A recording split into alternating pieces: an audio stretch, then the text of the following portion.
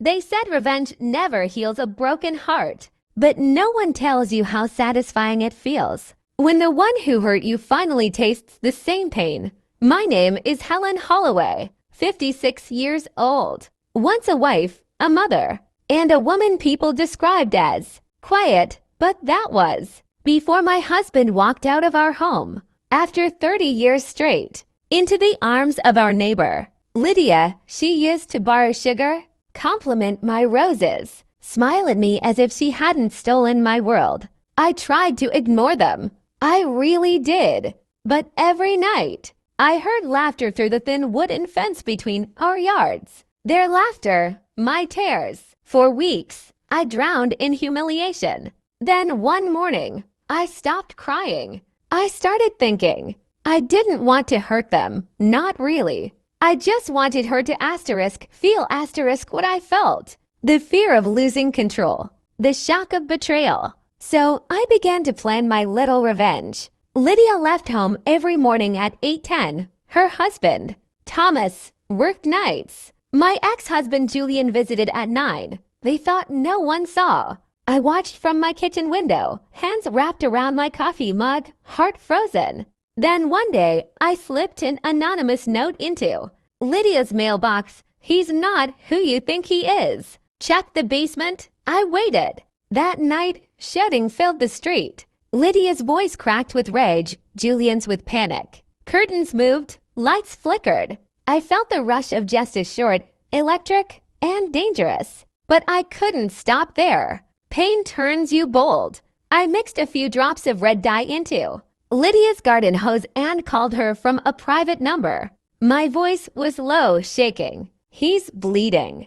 Go look outside. A pause. Then a scream that pierced the still air. Minutes later, neighbors ran out. An ambulance was called. Sirens wailed through our quiet street. I stood by the window, pretending to be shocked, sipping my tea as red water trickled down the roses. I told myself it was just a prank, nothing more. But that night, as I lay in bed, I couldn't stop hearing that scream. The kind that doesn't come from surprise but from terror. The next morning, the neighborhood was buzzing. Everyone was talking about the incident, the red water, the screaming, the ambulance. Lydia hadn't come out since. People whispered about a breakdown, about blood, about curses. But I stayed silent. My little game had gone further than I'd planned. Then there was a knock at my door. Mrs. Holloway. It was Officer Grant, young, polite, to curious. Did you hear or see anything unusual last night?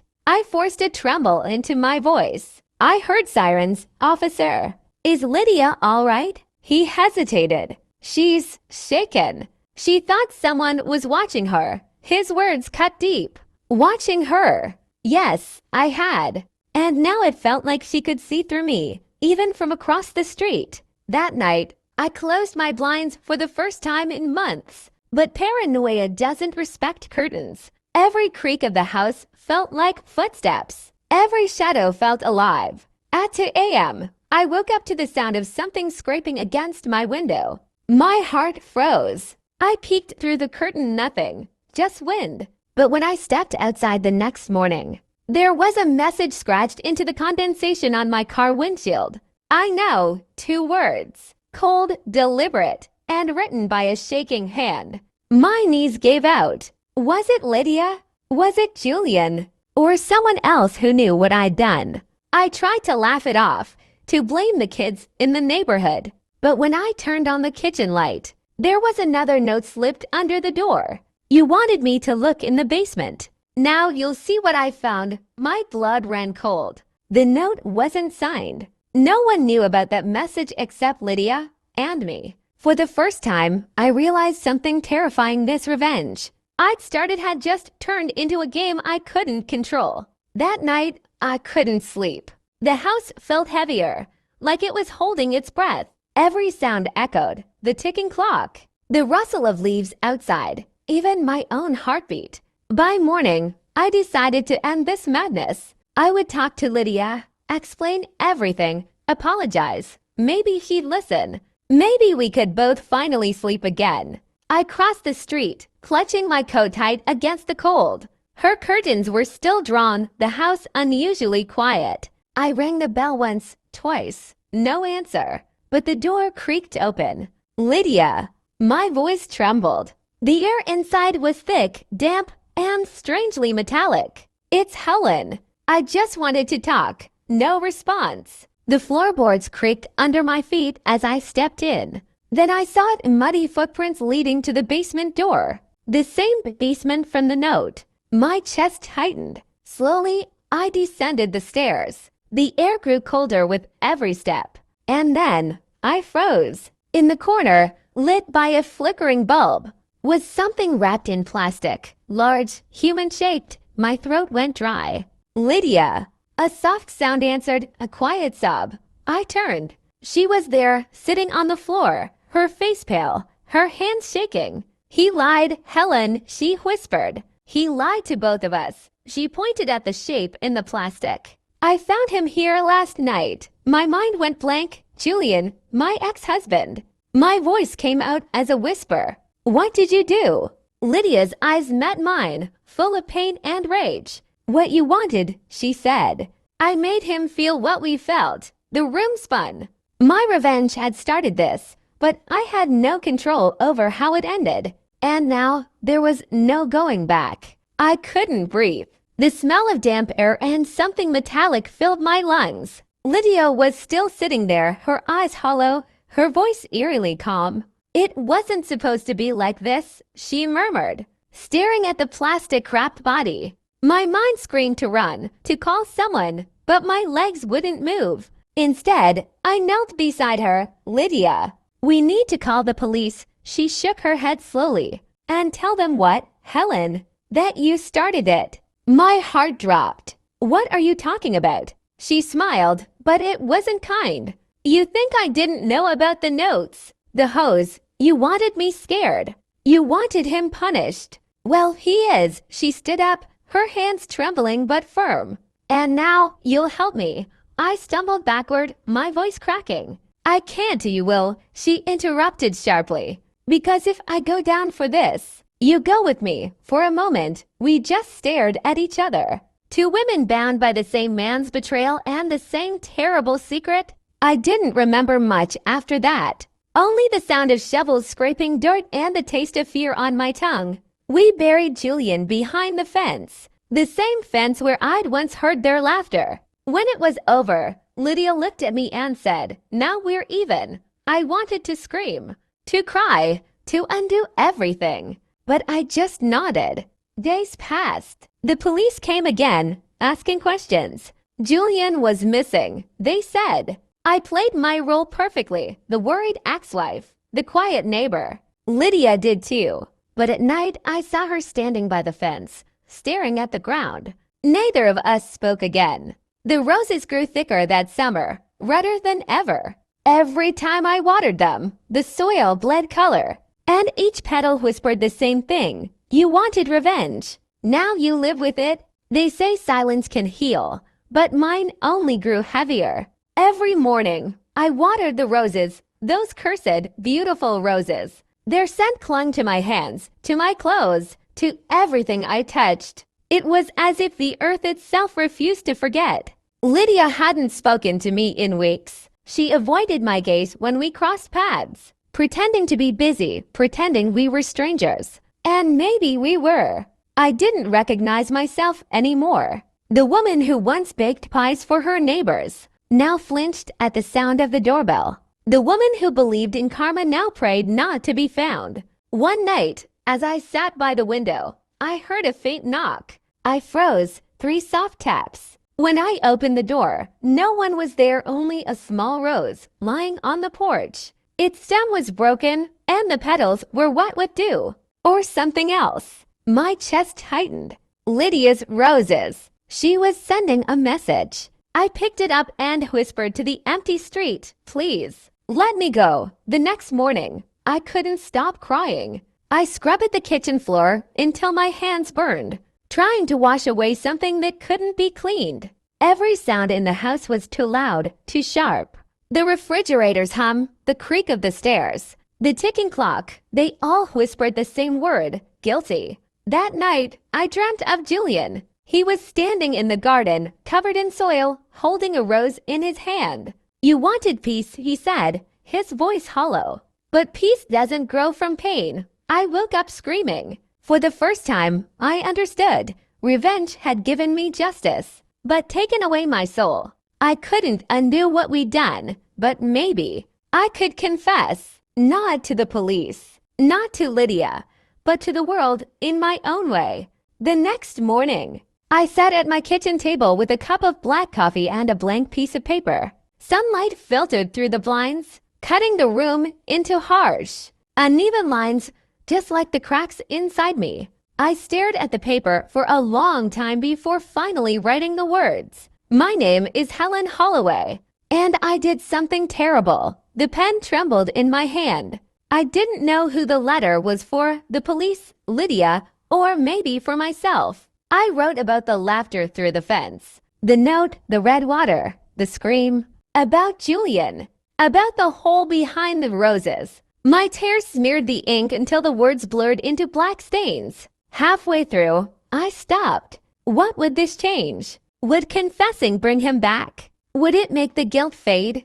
I folded the letter and placed it in a drawer beside the wedding ring I'd stopped wearing years ago. That night, I stood by the fence, staring at Lydia's dark house. A single light flickered in her kitchen. For a second, I thought I saw her silhouette, fragile, tired, just like mine. Without thinking, I whispered, "I forgive you." The words left my lips like smoke. Then I realized I wasn't forgiving her. I was begging for forgiveness myself. The wind picked up, carrying the scent of wet earth and roses. I closed my eyes and let it wash over me. For the first time in months, I felt something that wasn't fear. It was grief, raw and human. I knew I couldn't undo the past, but I could stop hiding from it. Maybe tomorrow I'd send that letter. Maybe tomorrow the truth would finally set me free.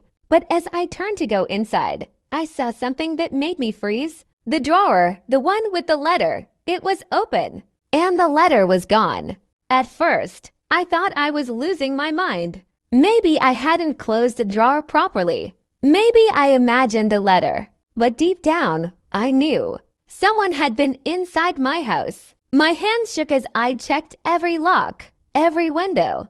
All were shut, untouched, except one, the back door, the one that led to the garden. The soil near the fence was disturbed, as if someone had walked there recently. I called out, "Lydia," no answer. Only the sound of wind rustling through the roses. That night, I barely slept. Every creak of the floorboard sounded like footsteps. At dawn, I found something on my porch again. Another rose. This time, with a note tied to its stem. "You don't confess. We both stay safe." My stomach dropped. It was her handwriting, Lydia's. I wanted to confront her, to scream, to ask why she was still controlling me. But when I crossed the street, her windows were boarded up, her mailbox overflowing. She was gone, moved out overnight without saying a word. The real horror sank in then. She had my confession. She could use it anytime she wanted. Days turned into weeks. I started hearing whispers whenever I walked into a room,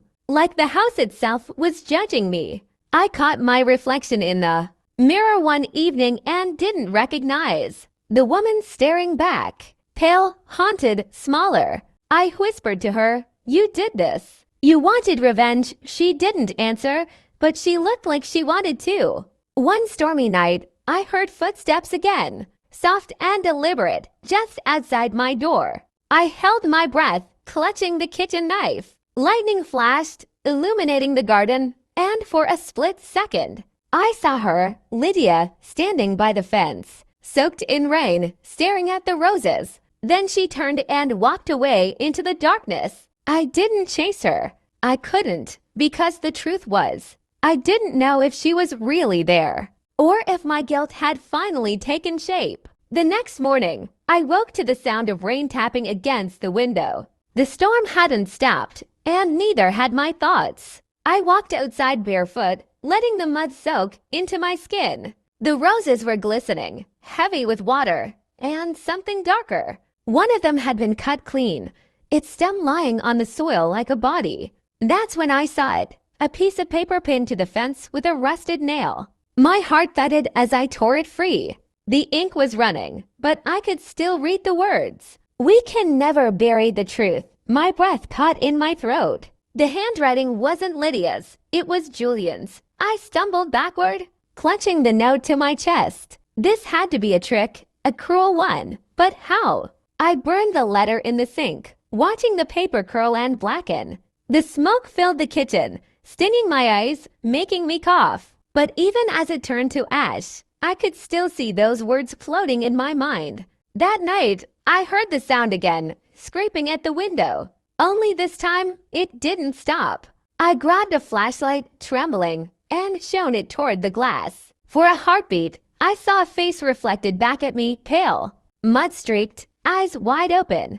I screamed and stumbled backward, but when I looked again, the window was empty. My pulse hammered in my ears. I knew what people would say, that guilt can make you see things. But I swear, it wasn't just in my head. The next morning, muddy footprints led from the garden to my back door. Small, shallow, like someone walking slowly, carefully. I followed them to the fence, where a single rose had bloomed overnight. Its petals were streaked with red, and for the first time, I wasn't sure if it was from the soil or from something deeper beneath it. For days, I tried to convince myself it was grief, nothing more. I cleaned, I read, I played the same music over and over to fill the silence, but the house was louder than ever. Every time I passed the window, I saw movement in the garden, a flicker of shadow, the rustle of branches. Sometimes it looked like someone kneeling by the roses. One evening, as the sun began to sink, I decided to end this torment. I took the old shovel from the shed, the same one we'd used that night. My hands trembled as I pressed it into the soil. The first dig was easy. The second tore something inside me. By the third, I was sobbing. "I'm sorry," I whispered with every scoop. The ground was soft, too soft, and the deeper I went, the stronger the smell became. Earth and decay. Then I hit something solid. The metal of the shovel scraped against plastic. My breath caught. I fell to my knees and brushed away the dirt with my bare hands. But there was nothing inside. Just an empty space, hollow, cold, wrong. My pulse raced. Julian's body was gone. The realization struck like lightning. Someone had been here. Someone who knew. I stumbled backward, clutching the fence for balance. That's when I saw it. Another note nailed into the wood. Written in familiar, sharp handwriting. "You shouldn't have come back here." My vision blurred. I dropped the shovel, running inside, locking every door. But there's no lock strong enough to keep out what's already in your head. That night, I sat in the dark, holding the phone, my finger hovering over the police number. Then I stopped. What would I even say? That I buried a man who disappeared. That the ghosts of my choices had come to life. The roses outside swayed in the wind, whispering against the window. I thought I heard his voice among them. "It's not over, Helen." The phone rang just before midnight. I jumped, my heart slamming against my ribs. The sound felt like a scream in the stillness. For a moment, I couldn't move. Then I picked up, my voice barely a whisper. "Hello." Static filled the line, followed by breathing, slow, deliberate. "Who is this?" I asked. Silence, then a faint voice, low and broken. "Why did you dig it up, Helen?" I dropped the phone. My knees went weak. That voice, it was Julian's. I stumbled backward, staring at the receiver lying on the floor, the dial tone buzzing like a warning. I didn't sleep that night. The storm outside raged, lightning flashing across the window, shadows crawling across the walls. Every sound made me flinch. And then, around 3 a.m., came another noise, the front door creaking open. My breath hitched. I grabbed the flashlight and crept down the stairs, each step slower than the last. The door stood wide open, rain blowing in. On the porch stood a figure, drenched, still, head bowed. Lydia, I whispered. The figure lifted its head, and in the dim light, I saw a face that made my blood run cold. It was Julian, or someone who looked like him. His clothes were soaked and torn, his skin pale as the moon. "You wanted me gone," he said, his voice trembling with something between anger and sorrow. "Now you get what you wanted." I stumbled back, screaming, but when the lightning flashed again, the porch was empty. The door slammed shut by itself. I ran to it, yanked it open, nothing but rain and darkness. I sank to the floor, sobbing. Whether it was a dream, a ghost, or my mind collapsing under the weight of guilt, I didn't know. All I knew was that something had changed. My house no longer felt like mine. It felt occupied. Morning came quietly, almost kindly, as if pretending the night had never happened. The sky was soft gray, and the roses swayed in a gentle breeze. I sat by the window, hands wrapped around a cup of tea I couldn't taste. My reflection in the glass looked like a stranger, pale, hollow-eyed, waiting for something that would never come. I hadn't left the house in days. Not since the call. Not since the figure. I stopped locking the doors. What was the point? Whoever haunted me was already inside. That's when I heard the knock. 3 soft taps. The same rhythm as before. I stood, my heart steady this time. When I opened the door, no one was there. Only a small wooden box sat on the porch, wrapped in red ribbon. My fingers trembled as I opened it. Inside was the letter, my confession, folded neatly and touched, and beneath it, a single rose, its petals perfectly red, fresh, alive. There was a note too, written in Lydia's handwriting. "It's over now. Rest." My eyes blurred with tears. I didn't know if she meant peace or silence. Maybe both. I looked toward the fence. The soil was untouched, the roses calm. For the first time, they didn't look like a reminder of pain, but of something softer. Forgiveness, maybe. I walked into the garden barefoot, feeling the cool dirt beneath my feet. I buried the letter there, deep among the roots. "I'm sorry," I whispered, "for everything." The wind picked up, and for a moment, I thought I heard Julian's voice again, not angry, not haunting, just free. That night, I slept without dreams. In the morning, the neighbors said they saw me standing by the roses, smiling. But when they knocked, I didn't answer. The door was open. The house was still. On the table, a teacup half full. And in the garden, the roses had bloomed brighter than ever, red as memory, soft as mercy.